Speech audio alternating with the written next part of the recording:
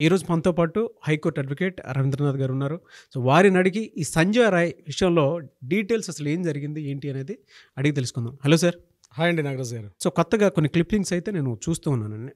సంజయ్ రాయ్ విషయంలో సిబిఐ తరపున కొన్ని డీటెయిల్స్ బయటకు వచ్చాయి అనేటువంటిది. మనం పాలిగ్రఫీ టెస్ట్ అంటే ఏంటి, దానికి సంబంధించి ఏ విధంగా ఉంటుంది, దాన్ని సాక్ష్యంగా వాడుకుంటారా లేదా అని కూడా మనం ఒక వీడియో చేసాం. సో ఈ సైకో అనాలిసిస్ టెస్ట్ బయటకు వచ్చిన తర్వాత కొన్ని విషయాలు కథనాలు అయితే వస్తున్నాయి. ఏంటి సార్ అవి? సిబిఐ వాళ్ళు రిపోర్ట్ చేశారండి. సుప్రీంకోర్టుకి తన స్టేట్మెంట్ ఇవ్వడం జరిగింది. అందులో భాగంగా ఎవరైతే ఈ మెయిన్ కల్ప్రిట్ ఉన్నటువంటి ఈ సంజయ్ రాయ్ మీద కొన్ని డీటెయిల్స్ అయితే బయటకు రావడం జరిగిందండి. సిబిఐ అధికారులతో మాట్లాడినప్పుడు మనకు బయటకు రావడం జరిగింది దీనికి సంబంధించింది. ఇందులో ప్రధానంగా ఏంటంటే ఫస్ట్ టైం ఆల్రెడీ ఈ సంజయ్ రాయ్ని ఇంట్రాగేషన్ చేశారు. ఇంట్రాగేషన్ చేసినప్పుడు ఆయన తరపున ఎవరు కూడా లాయర్లు అటెండ్ కాలేదండి వాలంటరీగా.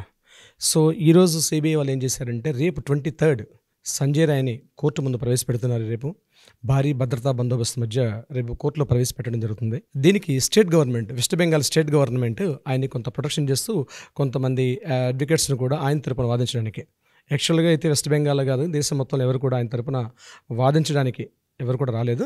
కానీ స్టేట్ గవర్నమెంట్ అయితే కంపల్సరీ అవసరం కాబట్టి వెస్ట్ బెంగాల్ స్టేట్ గవర్నమెంట్ ఒక ప్రికాషన్ తీసుకున్నారు. రేపు కొంతమంది ఒక లాయర్స్ కమిటీని ఆయనకి ఇవ్వడం జరిగింది. ఈరోజు ఈవినింగ్ నాకు తెలిసి బహుశా వాళ్ళు వెళ్ళి మాట్లాడతారు. రేపు మార్నింగ్ కోర్టులో సంజయ్ రాయ్ తరపున వీళ్ళు వెళ్ళి మాట్లాడి రేపు కోర్టులో ఆయన తలకి హీరింగ్స్ ఉంటాయండి. ఓకే. ఇప్పుడు అందులో మనకి ఇన్ఫర్మేషన్ దానికి సంబంధించింది ఉంది. అయితే ఇక్కడ విస్తుపోయే నిజాలు ఏంటంటే నాగరాజు గారు, దీనికి సంబంధించి ఈ సంజయ్ రాయ్ని ఏదైతే ఇంట్రాగేషన్ చేసినప్పుడు సిబిఐ దర్యాప్తు సంస్థ కూడా ఆశ్చర్యపోయింది.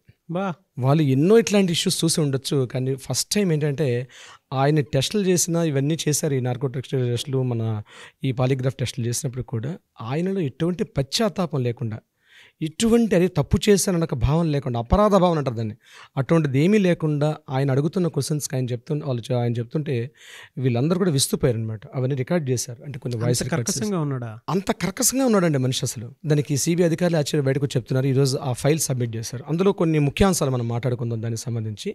ఈ క్యాండిడేట్ ఎలా బిహేవ్ చేశారంటే ఆగస్ట్ 5th అనుకుంటాను, అతను ఖరగ్పూర్లో 7th బెటాలియన్లో ఉన్నటువంటి అక్కడ ఆయన అటెండ్ అయ్యాడు. ఒక పోలీస్ డిపార్ట్మెంట్ సంబంధించినటువంటి ఈ వర్క్షాప్ సంబంధించి అటెండ్ అయ్యాడు. అగైన్ అక్కడ నుంచి 8th మార్నింగ్ రావడం జరిగింది. 8th ఈవినింగ్ వరకు తిరిగాడు. సో అవన్నీ దట్ ఇస్ అ పర్సనల్ వాడు ఎక్కడ తిరిగాడు. ఇక మెయిన్ స్ట్రీమ్ లైన్కి ఏదైతే ఈ సంఘటన జరిగిన ప్రదేశానికి వచ్చినట్లయితే ఈయన అరౌండ్ 11 o'clock ఆ టైంలో, ఇది టైం షెడ్యూల్ కూడా మెన్షన్ చేశారు ఇక్కడ, అరౌండ్ 11 o'clock ఆ టైంలో ఈ chest department, RG Kar medical hospital chest department ప్లేస్కి వచ్చాడు. ఎప్పుడైతే ఈయన అక్కడ ఉన్నాడో అదే టైంలో కూడా ఈ విక్టిమ్ బాధితురాలు, ఈయనతో పాటు 4 జూనియర్ డాక్టర్లు వీళ్ళందరూ కూడా కలిసి ఆ ప్లేస్కి వచ్చారు. అక్కడ ఫస్ట్ టైం 11 o'clockకి సీసీ ఫుటేజ్ ప్రకారం చెప్పాడంటే 11 o'clockకి వీళ్ళు ఫేస్ టు ఫేస్ అయ్యారు. అక్కడ ఫస్ట్ టైం ఆయన చూసింది అక్కడ ఈ ప్లేస్లో. అగైన్ 11 o'clockకి చెస్ట్ డిపార్ట్మెంట్ నుంచి మళ్ళీ వెనక్కి వచ్చేసాడు. వెనక్కి వచ్చేసి తన ఫ్రెండ్తో కలిసి కాలేజ్ బ్యాక్ సైడ్ ఉన్నటువంటి ఒక ఓపెన్ ప్లేస్, అంటే ఒక నిర్మానుష్య ప్రదేశం, అక్కడ ఫ్రెండ్తో కలిసి తన లిక్కర్ తీసుకున్నాడు. అక్కడ లిక్కర్ తీసుకున్నాడు. అగైన్ ఈ టైంలో ఏం జరిగిందంటే 11 o'clockకి తన ఫ్రెండ్స్తో కలిసి అక్కడ కూర్చున్నటువంటి చెస్ట్ డిపార్ట్మెంట్ బయట వెయిట్ ఉన్నటువంటి అమ్మాయి అక్కడ వాళ్ళ ఫ్రెండ్స్తో కలిసి చాలాసేపు డిస్కషన్ చేసుకున్నారు. అరౌండ్ midnight 12-12:30 ఆ టైంలో వీళ్ళు అక్కడ నుంచి డిన్నర్కి వెళ్ళారు. ఫ్రెండ్స్ అందరూ కలిసి డిన్నర్ చేసిన తర్వాత అందులో 3 డాక్టర్స్ మళ్ళీ వెనక్కి వచ్చేసారు. ఒక డాక్టర్, ఒక లేడీ డాక్టర్ ఆయనతో పాటు, ఆ అమ్మాయి విక్టిమ్తో పాటు ఉంది.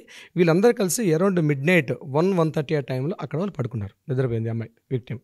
ఇక్కడ సంజయ్ రాయ్ ఏం చేశాడంటే ఈ అమ్మాయిని ఎప్పుడైతే 11 o'clock చూశాడంటే ఆల్రెడీ అప్పటికే స్టార్ట్ చేస్తాడు, ఈ అమ్మాయి ఒంటరిగా ఉంది డిపార్ట్మెంట్ అంటే. ఇంకా బిహైండ్ స్టోరీ ఏంటంటే మనకి రేపు ఆర్గ్యుమెంట్స్ అయిన తర్వాత వస్తున్న విషయానికి.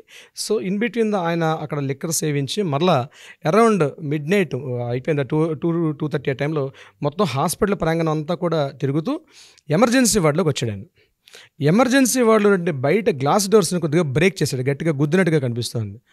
సమ్ బ్రేక్స్ కూడా ఉన్నాయి ఎమర్జెన్సీ డోర్ దగ్గర. అయిపోయిన తర్వాత మళ్ళీ ఒక స్టిక్ పట్టుకుంటూ బయటకి ఆయన రోమింగ్ చేసుకున్నాడు. అతను ఉన్నటువంటి అవుట్ పోస్ట్ దగ్గర ప్రదేశం తిరిగి మళ్ళీ చెస్ట్ డిపార్ట్మెంట్ దగ్గరికి అరౌండ్ 1:30-2 o'clock ఆ టైంలో మళ్ళీ చెస్ట్ డిపార్ట్మెంట్ ఆ సెక్షన్ దగ్గర ఆయన కనిపించాడు. అక్కడ నుంచి మళ్ళీ వెనక్కి వచ్చి 2:30 ఆ ప్రాంతంలో తను వెళ్ళి కాసేపు నిద్రపోయాడు ఎక్కడైతే అవుట్ పోస్ట్ ఉన్న ప్రదేశంలో. మార్నింగ్ ఎర్లీ అవర్స్ 4-4:30 చెప్పండి, ఇంకా చెప్పండి 4:10 ఆ టైంలో విక్టిమ్ ఎక్కడైతే నిద్రపోతుందో ఆ ప్రదేశానికి వెళ్ళాడు ఈ సంజయ్ రాయ్. ఇది అప్డేట్ ఇన్ఫర్మేషన్ మనకి సిబిఐలో వచ్చింది. ఆ తర్వాత జరిగినట్టే ఘోరం గురించి మనం పెద్దగా చెప్పుకోవాల్సిన అవసరం లేదు, దాని గురించి మనం లైవ్. సో సంఘటన అలా జరిగింది. సో ఈ సంజయ్ రాయ్ యొక్క నేర ప్రవృత్తి ఎలా ఉంటుంది అన్నది డిస్కషన్స్కి వెళ్ళేటప్పుడు ఆశ్చర్యపోయే సంఘటనలు ఒకటి వెలుగులోకి వచ్చాయి. అంటే ఆయన యొక్క క్యారెక్టరైజేషన్ నేను చెప్తున్నాను. ఇతని సెక్స్ పర్వర్ట్ అన్న ఒక వర్డ్ని వాడారండి వాళ్ళు, సిబిఐ వాళ్ళది. ఓకే. సెక్స్ పర్వర్ట్ అంటే అధికంగా ఉమనైజర్ అనమాట. ఎక్కువగా సెక్స్ వాంఛలు కలిగిన వ్యక్తికి పర్వర్ట్ అనే పదాన్ని వాడతారు. నెంబర్ 2, అధికంగా లిక్కర్ని సేవించే వ్యక్తిని కూడా. ఆయన పర్సనల్ దీంట్లో అయితే లిక్కరు అమ్మాయి లేనిదే ఆయన దాన్ని ఏమంటారంటే ఫుడ్ కూడా తింటాడు. ఫుడ్ కన్నా ముందు ప్రయారిటీస్ ఆయనకి ఇదే ఇంపార్టెంట్ ఆయనకి అక్కడ. ఇది చెప్పడం జరిగింది. స్టేట్ గవర్నమెంట్ ఏదైతే police department, local police, Calcutta police department వాళ్ళు అక్కడ సంఘటన స్థలాన్ని దర్శించి అక్కడ ఎవిడెన్సెస్ తీసుకున్నారు. అట్ ద సేమ్ టైం అయితే వాళ్ళే కదా అరెస్ట్ చేసింది ఫస్ట్లో. ఈ అరెస్ట్ చేసిన తర్వాత వాళ్ళకి తెలిసిందంటే ఆయన యొక్క చేతి గోళ్ళలో ఈ విక్టిమ్ యొక్క శరీరంలో ఉన్నటువంటి పైన స్కిన్ పార్ట్స్, కొన్ని హెయిర్ చిన్న hairs, at the same time blood parts ఇవన్నీ కూడా ఉన్నట్టుగా అవన్నీ సేకరించి స్టేట్ గవర్నమెంట్ పోలీసులు అంటే లోకల్ పోలీసులు వీళ్ళు కూడా ఎవిడెన్సెస్ ఆయనకి ఇవ్వడం జరిగింది. ప్రత్యేకంగా ఈ టెస్ట్ విషయానికి వస్తే ఆయన చేసినటువంటి అసలు హృదయ విదారకం అండి. అట్లాంటి వ్యక్తుల్ని నేనేమంటానంటే డిపార్ట్మెంట్లో తీసుకునేటప్పుడు ఇట్లాంటి టెస్టులు చేసి తీసుకుంటే మంచిదేమనుకుంటాను. ఎందుకంటే డిపార్ట్మెంట్లో అట్లాంటి వ్యక్తులు ఉండడానికి ఎట్టి పరిస్థితిలో ఇంపాస్ ఉండకూడదండి. ఇలాంటి దారుణాలు జరుగుతాయి అట్లాంటి వ్యక్తులు ఆ డిపార్ట్మెంట్ ఉండడం వల్ల. మళ్ళీ వాడు ఒక సివిక్ వాలంటీర్, పేరుకి సివిక్ వాలంటీర్ అని చేసేది. ఇలాంటి దురదృష్ట సంఘటనలు ఇలా జరుగుతుంటాయి. వాళ్ళ పేరెంట్స్ని కూడా మాట్లాడారు. పేరెంట్స్తో మాట్లాడితే ఈయన యొక్క నేర ప్రవృత్తి ఇదే కాదు, ఆల్రెడీ ఇంతకు ముందు కూడా ఇట్లాంటి రేప్స్లో డైరెక్ట్గా పార్టిసిపేట్ చేశాడు ఆయన. ఆ రోజు ఈవినింగ్ కూడా అరౌండ్ 6:30, 7 o'clockకి వీళ్ళు చుట్ల అన్నటువంటి ఒక ప్రాంతం, ఒక వేశ్యావాటికి వెళ్ళి అక్కడ జటలు వస్తూ కూడా అక్కడ ఉన్నటువంటి ఒక రోడ్డు మీద వెళ్తున్న ఒక అమ్మాయిని కూడా వాళ్ళు గట్టిగా ఏదో టీజింగ్ చేశాడు. అయితే ఆ అమ్మాయి గట్టిగా హార్ష్గా తిట్టడంతో ఆ అమ్మాయిని తిట్టడంతో వీళ్ళు బయటకు వచ్చేసారు. ఆ అమ్మాయిని కూడా వీళ్ళు మాట్లాడడం జరిగింది. అంటే సిబిఐ ఇంటరాగేషన్స్ చాలా పవర్ఫుల్గా ఉంటుందండి. ఈచ్ అండ్ ఎవ్రీ కీ పాయింట్ని కూడా వాళ్ళు అబ్జర్వ్ చేస్తారు. సంజయ్ రాయ్ మీద కంప్లీట్ థరో రిపోర్ట్ నాకు తెలిసి ఆల్రెడీ కంప్లీట్ అయిపోయిందండి. రేపు అక్కడ కోర్టు హీరింగ్స్కి అయితే ఈయన సబ్మిట్ చేశారు కాబట్టి కలకట్టా హైకోర్టులో ఆ హీరింగ్స్లో ఏం జరుగుతుంది, ఎట్లా అంది మనం రేపు అప్డేట్లో మనం తెలుసుకునే అవకాశం అయితే ఉంటుంది. నాగరాజ్ గారు కేవలం సెక్స్ పర్వర్ట్ ఒకటే కాదండి నాగరాజ్ గారు, ఇతనిలో జంతు ప్రవృత్తి అంటే యానిమల్ ఇన్స్టింక్ట్స్ కూడా అటువంటి యాటిట్యూడ్స్ ఉన్నటువంటి వ్యక్తి. చూసారా అమ్మాయిల్ని అట్లా చూసేటప్పుడు ఇంకా ఆగలేరు అనమాట. కొంతమంది కంట్రోల్ చేసుకుంటారు, కంట్రోల్ చేయకుండా అక్కడుంటే బాగుంటుంది కంట్రోల్ చేసుకోవడం. మృగం కామవాంఛ అధికంగా ఉన్నటువంటి వ్యక్తి అనమాట. అంటే తన వాంఛ కోసం అవతలవన్నీ ఏమైనా చేసేస్తాడు. తల్లి చెల్లి అక్క ఇటువంటి కల్చర్స్ లేదంటే ఒక బ్రూత్లెస్ ఫెలో అనమాట. హీఈస్ జస్ట్ ఇట్లాంటి వ్యక్తిని ఆ కాలేజీలో ప్రిన్సిపాల్ ఇన్ని సంవత్సరాలుగా ఎట్లా కంటిన్యూ చేస్తున్నాడు అంటే నా ఉద్దేశం నేనేమనుకుంటున్నా అంటే తెలుసు కాలేజీలో యాజమాన్యానికి కూడా ఇతని విషయం తెలుసు. ముందు రోజు ఏదైతే 4:30, 5 o'clock ఎప్పుడైతే ఈ అమ్మాయి వెళ్ళి కలిసిందని ఆల్రెడీ ప్రిన్సిపాల్ రూమ్లో ఇంటరాగేషన్ ఏదో ఒక డిస్కషన్ జరిగింది సందీప్ ఘోష్కి ఈ అమ్మాయికి ఈవినింగ్ అరౌండ్ 4:30, 5 o'clock. ఆ విషయం మీద ఇప్పటికీ వాళ్ళు రివీల్ చేయట్లేదు, కానీ నాకు తెలిసి ఈ విషయం రేపు రివీల్ అవుతుందండి. నాగరాజ్ గారు క్యాంబిన్లో ఏం జరిగింది, ప్రిన్సిపాల్ రూమ్కి అమ్మాయి వెళ్ళింది, ఏదో ఒక హార్ష్ డిస్కషన్ జరిగింది. అక్కడ ఈవినింగ్ హార్ష్ డిస్కషన్ జరగడం, ఇట్లాంటి ఒక క్రూర మృగాన్ని తను ప్రేరేపించాడా సందీప్ ఘోష్ అనే వ్యక్తి ఆ కాలేజీ ప్రిన్సిపాల్. అంటే ఇది ఫస్ట్ టైం కాదు కదా ఆ కాలేజీలో ఇట్లాంటి ఇన్సిడెంట్ ఇన్సిడెంట్ జరుగుతుంది, దాన్ని సూసైడ్గా కన్వర్ట్ చేసి దాన్ని క్లోజ్ చేసేస్తున్నారు. అలా చేసేద్దాం అనుకున్నాడు బహుశా సందీప్ ఘోష్. బహుశా అట్లాంటి యాక్టివిటీస్కి ఈ యొక్క క్రూర మృగమైనటువంటి ఈ సంజయ్ అనే వ్యక్తిని వాడుకుంటొచ్చు బహుశా. ఇట్లాంటి వాళ్ళు ఇంకెంతమంది ఉన్నారు ఆ కాలేజీలో బహుశా. అంటే సార్ మీరు చెప్పే దాన్ని బట్టి ఇమోషన్స్ కూడా లేనటువంటి మనిషి, నెక్రోఫిలియా క్యారెక్టరిస్టిక్స్ ఉన్నటువంటి మనిషి. ఎగ్జాక్ట్లీ అండి, కరెక్ట్ వర్డ్, నెక్రోఫిలియా ఉన్నటువంటి అటువంటి వ్యక్తి అనమాట. బహుశా అది కూడా మనం అనుకున్నాం, అది ఫైనల్ రిపోర్ట్ రివీల్ చేసినప్పుడు మనకు తెలుస్తుంది అది ఉందా లేదనే విషయం గురించి మనం మాట్లాడాలంటే. అంటే నెక్రోఫిలియా అంటే నేను చెప్పొచ్చు నాగరాజు గారు రివీల్ చేసే తెలుగులో? చెప్పండి సార్, పర్లేదు. అంటే శవం అంటే క్లియర్ సింగిల్ వర్డ్ చెప్పాలంటే చనిపోయినటువంటి dead body already parts damage అయిపోయి ఆ అమ్మాయి ఆర్తనాదాలు చేస్తుంది, స్పృహలో లేదు ఆ అమ్మాయి, తన బాడీ పార్ట్స్ని డ్యామేజ్ అయిపోయి ఏం మాట్లాడలేని పరిస్థితి.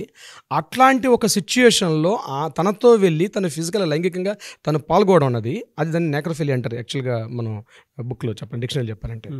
అటువంటి కామవంచలు కలిగిన వ్యక్తి ఈ సంజయ్ రాయ్. ఎందుకంటే వాళ్ళు ఇంటరాగేషన్ చేస్తున్నటువంటి వ్యక్తులు చేస్తున్నప్పుడు అతనిలో కనీసం భయం కానీ, ఒక పశ్చాత్తాపం కానీ, ఒక అపరాధ భావన కానీ ఎటువంటి ఫీలింగ్స్ లేకుండా అతను డైరెక్ట్గా నన్ను ఉరి తీయండి, నన్ను చంపిస్తే చంపేయండి, మీరేమేం చేసుకోండి, ఎస్ ఐఎమ్ రెడీ అంటే. ఈ టెర్రరిస్టులు ఉంటారు చూసారండి, ముఖ్యంగా ఈ ట్రైన్డ్ టెర్రరిస్టులు ఉంటారు, కాశ్మీర్ అంటే ఉగ్రవాద ప్రేరిత ఉంటారు అంటే ISIS టెర్రరిస్టులు వాళ్ళు ట్రైన్డ్ పీపుల్ అనమాట. ఒక ట్రైన్డ్ టెర్రరిస్ట్ ఎట్లయితే బిహేవ్ చేస్తాడో ఆ మాదిరి అట్లా ఆయన కూర్చొని చెప్తుంటే సిబిఐ ఆఫీసర్స్ వాళ్ళు ఒక్కొక్కరికి 30 years 40 years సర్వీస్ ఎక్స్పీరియన్స్ వాళ్ళు కూడా విస్తుపోతున్నారట ఆయన చెప్తుంటే. అసలు నీకు ఆ అమ్మాయి రోజు చూస్తావు కదా కాలేజీలో, ఒక సిబిఐ ఆఫీసర్ ఒక క్వశ్చన్ వేసేయడానికి, నువ్వు రోజు చూస్తుంటే అమ్మాయిలే కదా, ఇట్లాంటి అమ్మాయిని చూస్తుంటావు, పర్టికులర్గా నువ్వు అమ్మాయి అలా ఎందుకు నీకు చేయాలనిపించింది అని క్వశ్చన్ వేసాడట సిబిఐ ఆఫీసర్. ఆ అమ్మాయి సింగిల్గా నిద్రపోతుంది ఆ ప్లేస్లో, నువ్వు ఎందుకు వెళ్ళి చేయాల్సి వచ్చింది అంటే నేను చేస్తాను అట్లానే అని చెప్తున్నాడు వాడు ధైర్యంగా. బట్ ఈ బాధితుడి చేతిలో ఎంతమంది అమ్మాయిలు బలైపోయారు ఆ కాలేజీలో, బయటికి చెప్పుకోలేకపోతున్నారు అమ్మాయిలు చాలా మంది. ఇట్లాంటి బాధితుడు ఇదే కాలేజీలో, ఇదే ఆర్జేకర్ మెడికల్ కాలేజీలో ఇలాంటి ఒక క్రూరమోగంతో ఎంతమంది అమ్మాయిలు బలైపోయారు, బయటకు వచ్చి నోరు విచ్చి చెప్పుకోలేకపోతున్నారు. వాళ్ళు ఏం చేస్తున్నారు, వాళ్ళ నిరసన ధ్వనులు, వాళ్ళ ప్రొటెస్ట్ చేస్తున్నారు. ఈ కాలేజీలో చెప్పుకోలేరు, ఎందుకంటే ఈ సమాజం ఒప్పుకోదు కాబట్టి వాళ్ళు చెప్పుకోలేకపోతున్నారు. కానీ ఎంతమంది బలైపోయిన ఆడపిల్లలు, మన తోటి చెల్లెలు, అక్కలు ఎంతమంది ఉన్నారు అక్కడ మనకు అర్థమయ్యే పరిస్థితులు లేదు నాగరాజు గారు. అంటే డీటెయిల్స్ అన్నీ చూస్తూ ఉంటే అండి మృగం కంటే దారుణమైనటువంటి, అంటే వేరే భాష కూడా దానికి అందదేమో, పదాలు లేవండి, సిస్టమ్తో సంబంధం లేదు. దాంతోపాటు మృగానికైనా సరే ఎలా ఉంటుందంటే అడవిలో తిరిగేటప్పుడు ఎక్కడో చుట్ట నన్ను ఎవరైనా చేస్తారేమో అనేటువంటి చిన్న భయం ఉంటుంది. అందుకే ఇక్కడ నాగరాజు గారు సుప్రీంకోర్టు చీఫ్ జస్టిస్ వాళ్ళు ఒక నిజంగా వాళ్ళ హ్యుమానిటీ వాల్యూస్ చూస్తే అండి, అంటే బయటకు చెప్పలేకపోతున్నారు కానీ క్లియర్ వర్డ్ వాళ్ళు, సుప్రీంకోర్టు ఏం చేసిందంటే ఎవరైతే వైద్య విద్యార్థులు నిరసన చేస్తున్నారో ఎట్టి పరిస్థితుల్లో కూడా వాళ్ళని మాత్రం మీరు అటాక్ చేయొద్దు, ఎటువంటి దాడులు చేయొద్దు, వాళ్ళ ఫీలింగ్స్ని ఎక్స్ప్రెస్ చేస్తున్నారు చెప్పనివ్వండి అని ఫస్ట్ టైం అండి మన ఇండియన్ హిస్టరీలో ఈ 78 సంవత్సరాల ఈ దేశ స్వాతంత్ర చరిత్రలో ఫస్ట్ టైం సుప్రీంకోర్టు నిరసనలు చేస్తున్నారు వైద్య విద్యార్థులు, చెయ్యనివ్వండి, నిరసన తెలపనివ్వండి అంటున్నారు. అంటే అర్థం ఏంటంటే వాళ్ళకి తెలియని ఇంకేవో నిజాలు తెలుసండి అందులో. ఇప్పుడు వాళ్ళ గొంతులు నొక్కినట్టయితే ఏం చేస్తారండి, ఇంకో రకంగా వాళ్ళు రిటార్ట్ అవుతారు. వాళ్ళు సిచ్యువేషన్ గట్టిగా ప్రెస్ చేసే సొసైటీ మీద ఆ ఇంపాక్ట్ వేరే విధంగా ఉంటుంది. లాస్ట్ ఫైనల్గా ఈరోజు చెప్తూ కూడా ఒక మాట చెప్పింది విజయ్, వాళ్ళు ఏం చేశారంటే లాస్ట్ 13 days నుంచి ఎయిమ్స్లో ఉన్న డాక్టర్స్ అందరూ కూడా టోటల్గా వాళ్ళ యాక్టివిటీస్ అని పక్కన పెట్టి రోడ్డు మీద ధర్నాలు చేస్తున్నారు. ముందు మీరు వెళ్ళి డ్యూటీస్లో జాయిన్ అవ్వండి, మీకు చిట్ట చివరి న్యాయం ఏదాకా మేము చూసుకుంటాం అని ఈరోజు సుప్రీంకోర్టు భరోసా ఇచ్చింది.